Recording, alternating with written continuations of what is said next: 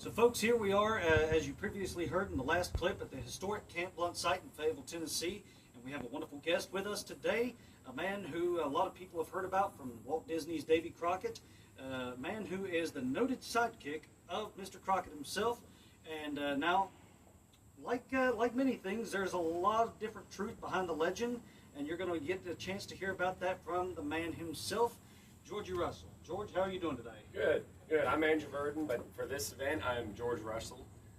George was actually a scout for Crockett and was not the first choice of the Army at the time. When David actually picked George Russell, they said that, unlike myself at the moment, that George did not have enough facial hair to be man enough to be a scout, because I believe at the time he was about 19, 20 years old at the most. But in typical Crockett fashion, and all his descriptors, he went around saying how facial hair was, I believe, what was it he said? It was not determinant of a man, and if it was, Billy Goats would be better suited. Yes, and that was something that he was very adamant about. Yes, Crockett was, because he said to the effect that, you know, if the amount of hair on a man's face is the judge of character, then the nation is doomed, because a billy goat would have the better preference over all of us. Absolutely, absolutely. And I think, honestly, a lot of these Crocketisms, as we sometimes call them, they still hold a lot of truth in this day. They do. You know, that's just something that I think not only Russell, but Crockett, and a lot of people back then, even today, the common man, if you will, can really associate themselves with, is that, you know, position, status, facial hair. Right. That does not make you a good character.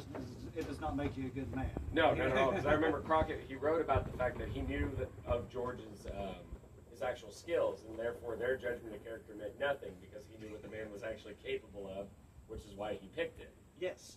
So, of course, as you can see, there was already a nice little bond between David Crockett and George Russell, even before the Creek Indian War, which is where he's actually first mentioned in Crockett's narrative from 1834. But now, of course, like any character, there's a lot more life, a lot more backstory to it. There's also definitely some pros and cons between the depiction of George Russell in the Disney films as opposed to real life, and we'll touch on those in a moment. But can you give us essentially a background of who George Russell was, where he was from, and what he did with his life? So George was, he was a young man, obviously, by the time of the Creek War. Like I said before, Crockett said he was, what we know of George, he would have been probably in his early 20s at the most. He was born in 1795. And his father actually was, it gets confusing when you're looking him up, because Georgie Russell, as we know, was George Daniel Russell. But then you had, I think it was William George, or George William Russell was his father, who was a commander during the War of 1812, and Crockett actually refers to him as, I believe, Old Tyrone in his memoirs, which is how we kind of can differentiate the two men. Otherwise, yes, you just keep reading George or Georgie Russell, it gets very confusing. But he actually died a very young man. Really? Yeah, so for myself, I'm 33 years old, and if I'm the real George Russell, I can expect to live about another 3.5 years. Only 3.5? Oh, 3.5. He died somewhere between 36 and 37 years old.